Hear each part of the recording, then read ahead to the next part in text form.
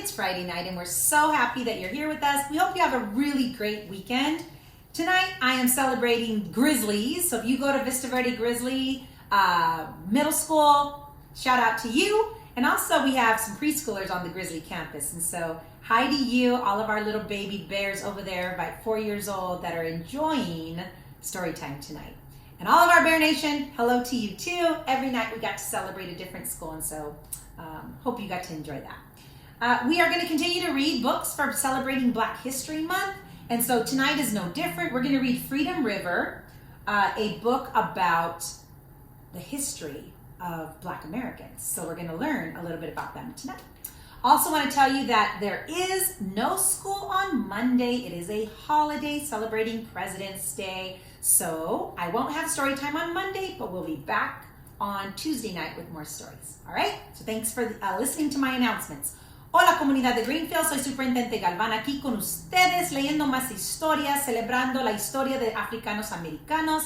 Y esta noche vamos a leer sobre el río de Freedom. So cuando las personas tenían su justicia para vivir sus vidas. So vamos a leer esa historia esta noche. También quiero decir que ojalá que ustedes pasen un excelente fin de semana y que lunes no hay clases. So ustedes no vamos a tener una historia lunes en la noche, pero vamos a regresar el martes en la noche. So otra vez, gracias por estar aquí conmigo. All right, here we go. Freedom River, written by Doreen Rappaport, pictures by Brian Collier. Okay, we're going to talk about the Civil War, time in history. Before the Civil War, Kentucky was a slave state and Ohio a free state. In the 1800s, the Ohio River was less than 1,000 feet wide as Ripley, Ohio. Runaway slaves from Kentucky followed the Maysville Road to the river and then swam or rowed across to try to be free in the next state. Sympathetic whites and blacks in Ripley hid the fugitives and then transported them to the South. John Parker was a successful business person and one of Ripley's most active conductors on the Underground Railroad. He had been born a slave and earned enough money to buy his freedom. But he never forgot the pain of being taken from his mother's loving arms when he was only 8 years old and had to become a slave. This is a true story of one of the journeys into Kentucky to help an African-American family escape to freedom. So this is a true story, which means it is a informational text or expository. Listen, listen. I heard last night someone helped a slave woman across the river, said one of the workers on John Parker's foundry. John Parker couldn't take credit for this escape, but it pleased him enormously to hear all about it. Maybe Mr. Parker helped them escape, said John, an iron molder. My father says he helped hundreds of people. I dare him to cross the river and try to steal my father's slaves, said Jim. If he does, my father will get those dogs on him and rip him to shreds. John knew if he crossed the river, he might end up dead. There was a $1,000 reward for him, dead or alive, in Kentucky. But he couldn't let that stop him. Slavery was evil, and people should not be owned by other people. He had to keep helping others, no matter the risk. A week later in November, when the moon was but a sliver, John rowed across the Ohio River to the plantation. Wait, listen. Only crickets and bullfrogs could be heard in the silence of the fall night. Suddenly, there were footsteps, closer and louder. The crescent moon illuminated a black man. John approached him and touched him. I have a boat waiting for you, he said. He whispered. I can't go, the man stammered. I can't leave my wife and my baby. Without warning, the man screamed and ran away. Suddenly, a white man, swinging a club, charged at John. John ducked. The man dropped his weapon and grabbed John around the waist. Down, the man wrestled him to the ground and punched him in the face. John grabbed a handful of dirt and threw it in the man's eyes. Run, back to the river, back to the...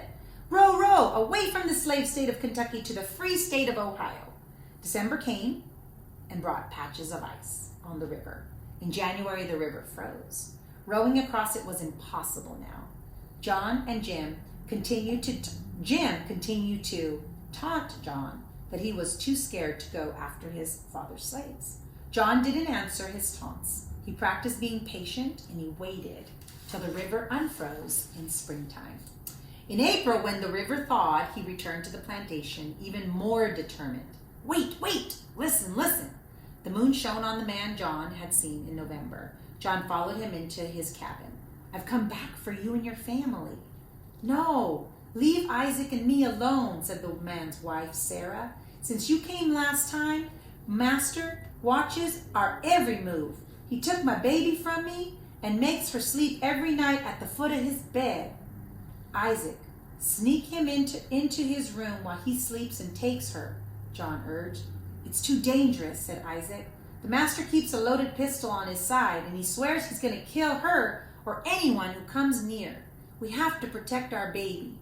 John shuddered at the cruelty, for he knew the baby's parents loved her so much to ever leave her behind. He returned home, but he could not sleep that night. He felt responsible for Sarah being separated from her baby. He had to get his family to freedom. The next night, he rowed across the river again. He tied his skiff to a wooden post and untied the other boat there. He smiled as he drifted away. Get up. John took Isaac and Sarah from sleep. Go away, leave us alone, Sarah said. I know you're afraid, but trust me. I will get your child out of the bedroom, I promise. No, it won't work, said Sarah. He's going to kill my baby. It will work, John said. Just wait for me in the woods. If you hear gunshots, run back to your cabin. He took off his shoes. Isaac, hold these until I return. John hurried to the main house, into the pantry, into the kitchen. There were no signs of vicious guard dogs Jim had threatened him with. Into the hall, a headlight seeped from under the door of the bedroom. John tiptoed in. Still no dogs. He held his breath. The Lord must be watching over me, he thought. He gently pushed the door open. On the far side of the room, a candle flickered. His wife was sleeping. A pistol rested next to him. John clutched the gun in his pocket. He listened for the breathing of Mr. Schroff and his wife. It was regular and smooth. He relaxed a little bit. He saw the baby sleeping at the foot of the bed. She was no more than 5 feet away, but he seemed unreachable. She seemed unreachable. Crawl. The floor creaked slightly as he inched toward the child. 3 feet more. He tossed relentlessly in his sleep. 2 feet, 1 foot. John swooped up the baby, threw her pillow at the candle, and the room went dark. The pistol clanked on the floor. The man awakened with a start. Oh no. Run! Down the hall, to the kitchen, through the pantry, out the door. The baby started crying. There was no time to stop. John heard the running feet and cursing mouth close behind. Run! Down the road, to the water, past it.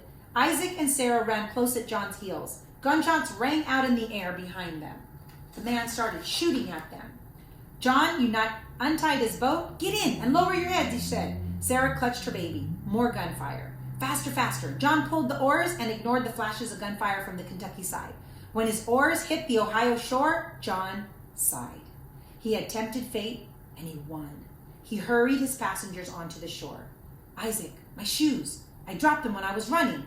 No time to worry about those now. Run to the safe house. In minutes, the family was hidden under the straw in a wagon to be driven farther north to the next conductor on the Underground Railroad. John was barely home when there was a banging at the front door. He walked slowly downstairs. Who is it? It's Jim Schroff. John opened the door and pretended surprise. Oh, sir, why are you here? I've never seen those shoes before. He brought his shoes. I don't know who those are, but you are welcome to come in and look for anyone you think is missing. Jim gripped the shoes tightly in his hands and searched room after room. He banged closet doors, he knocked on walls, he pulled out drawers, he threw things on the floor. John did not care about the noise or the mess. For the longer Jim searched, the greater the chance for Sarah, Isaac, and their baby to make it to freedom. Listen, I heard someone rode a slave family across the river last night, and one of those was you. John waited to hear what he had said. He did not hear his voice. Jim had not reported to work this morning. He never even reported. And that's the end. He didn't report. So that's the story. Oh my gosh, this is true story. True, realistic fiction. When a long time ago, there were people who were slaves, and the other people tried to take care of them, part of the Underground Railroad. And so this wonderful person just took care of that husband, wife, and their baby and got them to freedom. That took a lot of bravery and a lot of courage, but they did it because it was the right thing to do. This is part of our Black history and why we want to celebrate our brothers and sisters that are of African American descent.